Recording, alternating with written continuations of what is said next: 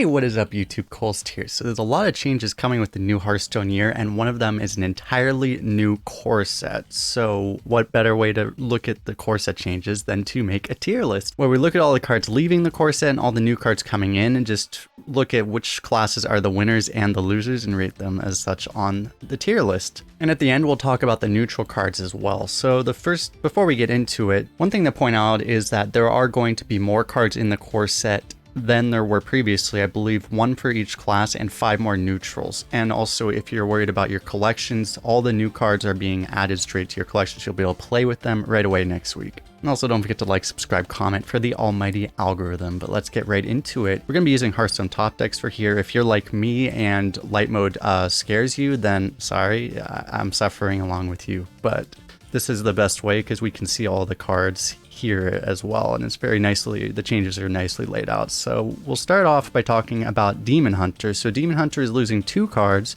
They're losing Warglades of Azzinoth and Ashtongue Battlelord. These were both okay cards. I mean, they both had their moments, but they were often pretty mediocre. Warglades it's still good because it's a weapon, but it was like one of the weakest weapons probably. And Battlelord, sometimes you get a whole bunch of healing, but a lot of times it was also just a 4-mana 3/5. And with the loss of those cards, they are gaining Metamorphosis, a legendary spell, which it is the nerfed form. Some of these cards are being unnerfed or buffed. None of that is happening with this one. This is the nerfed form. Wrathgale Naga, which is being critically buffed by 1 health, which is a really big deal for Arena. Sometimes, it felt really bad playing a 1 health minion, and now just having 2 health makes it not die to pings. That's a very, very significant buff for this card. So that's going to be a much better card than it was. And Flame Reaper was, pretty devastating a lot of times. I mean, it was, when it came out, 3 Flame Strikes for the price of 1, sign me up, right? And along with that as well, they're getting Feast of Souls buffed to 1 mana as well. And a lot of times Feast of Souls was just a little bit too expensive. So that thing going to 1 mana is going to really help as well to at least, get a 1 mana cycle maybe. I believe these cards this is pretty good changes for Demon Hunter. I think this is worthy of being in the A tier. Demon Hunter they're getting a couple really good cards, significant buffs. So I think this is really good for them. With that, let's move on to Druid. So Druid is losing a lot more cards. The changes per class are not consistent. Some classes are changing a lot more than others. Druid is losing Ancient of War, Nordersil Druid, Enchanted Raven, Landscaping, Menagerie Warden. So Menagerie Warden was kind of a high roll card, but the other ones are very consistent, very solid cards. These are pretty significant losses for Druid. But for these losses, they are getting Fandral Staghelm, some nice high roll potential there.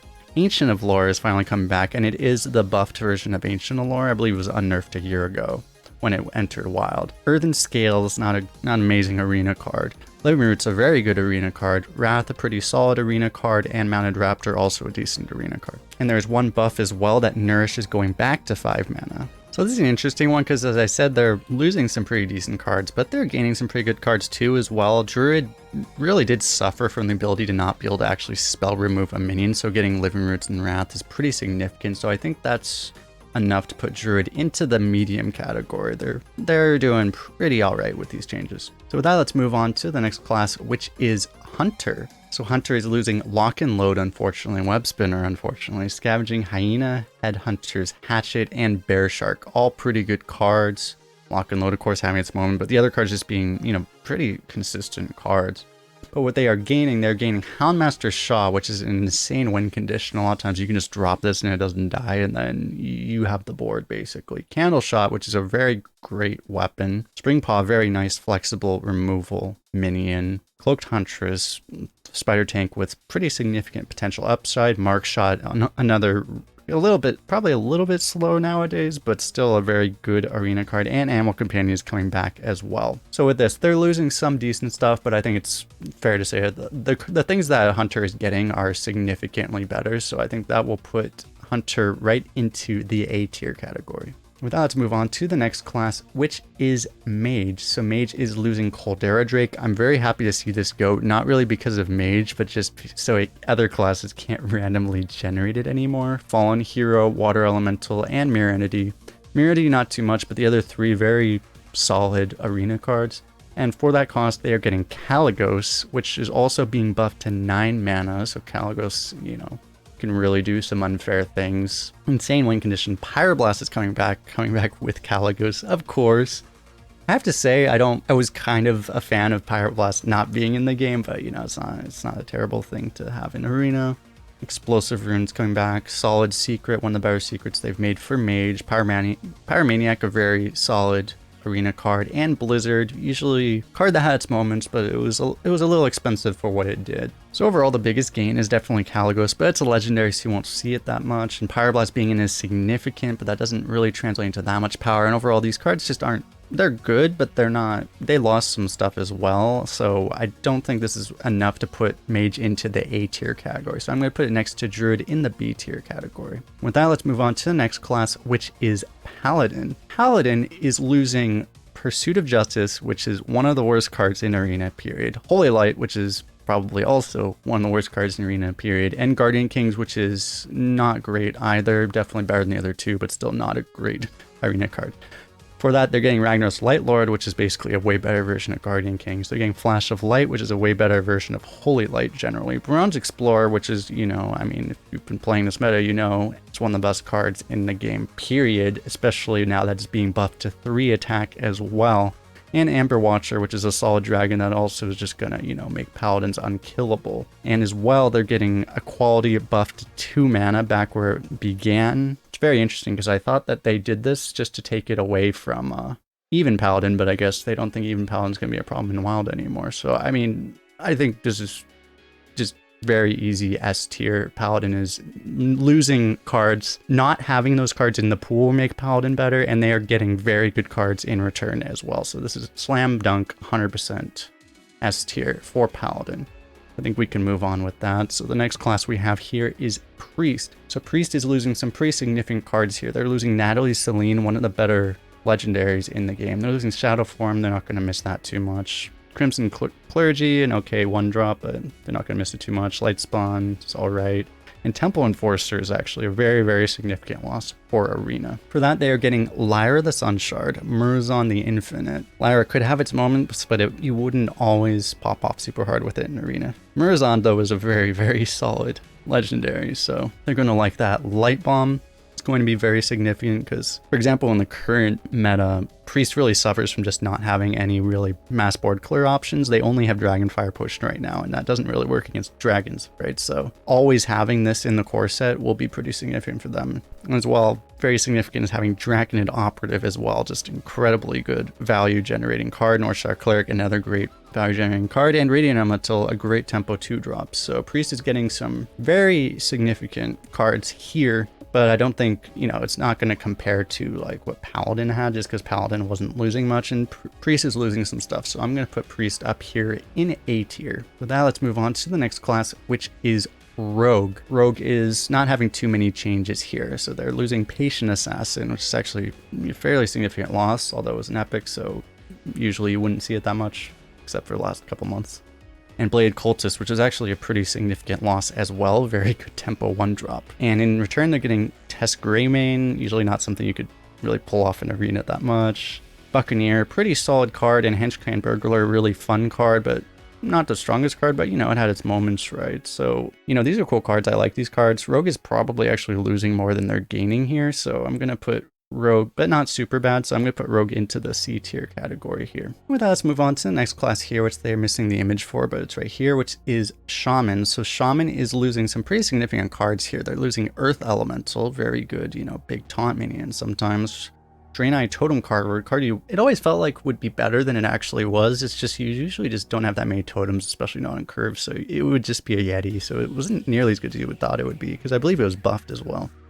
Wind Fury, not a significant loss, except, you know, sometimes really you'd like to discover this in certain moments. And Unbound Elemental, also a very significant tempo loss here. And for that, they're getting some kind of more inconsistent cards. They're getting Kragwa the Frog, which could really pop off sometimes, so that's a card I don't mind seeing. Farsight, which is a very weird card for Arena, just not usually the type of thing you really want to draft all that much, because, you know, sometimes you draft like all these like tempo 1 and 2 mana cards, and then you draw one off of this and you're not happy basically.